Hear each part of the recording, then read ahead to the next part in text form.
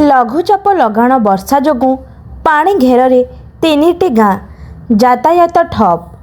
ସାରା ରାଜ୍ୟରେ ଦୀର୍ଘଦିନ ହେବ ଲଘୁଚାପ ଜନିତ ଲଗାଣ ବର୍ଷା ଲାଗି ରହିଥିବାରୁ ଅନୁଗୁଳ ଜିଲ୍ଲା ପାଳଲହଡ଼ା ଅଞ୍ଚଳର ବିଭିନ୍ନ ଗାଁ ଏବେ ପାଣି ଘେରରେ।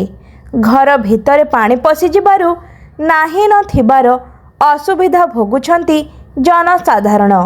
ପାଳଲହଡ଼ା ବ୍ଲକ ବନ୍ଧାଭୂଇଁ ପଞ୍ଚାୟତର ଡୁଇପାଣି, ନୁଗୁଡ଼ା ଓ ବନ୍ଧାଭୂଇଁ 3ଟି ଗାଁ ପାହାଡ଼ ତଳେ ରହିଥିବାରୁ ପାହାଡ଼ରୁ ବର୍ଷା ପାଣି ଗାଁ ମଧ୍ୟରେ ପଶୁଛି, ଯାହାଫଳରେ ଘରଦ୍ୱାର ଜଳମଗ୍ନ ହେବାରୁ ନାହିଁ ନଥିବାର ଅସୁବିଧା ସମ୍ମୁଖୀନ ହେଉଛନ୍ତି ସାଧାରଣ ଲୋକେ।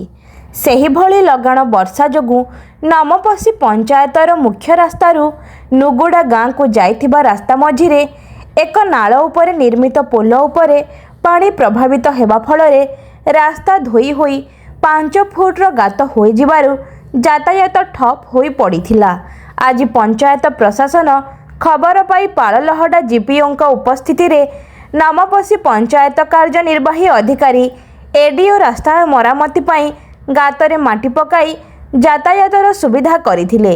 ପ୍ରଶାସନ ପକ୍ଷରୁ ଯଥାଶୀଘ୍ର ରାସ୍ତାକୁ ମରାମତିକୁ ବୁଦ୍ଧିଜୀବୀ ମହଲରେ ପ୍ରଶଂସା କରାଯାଇଛି।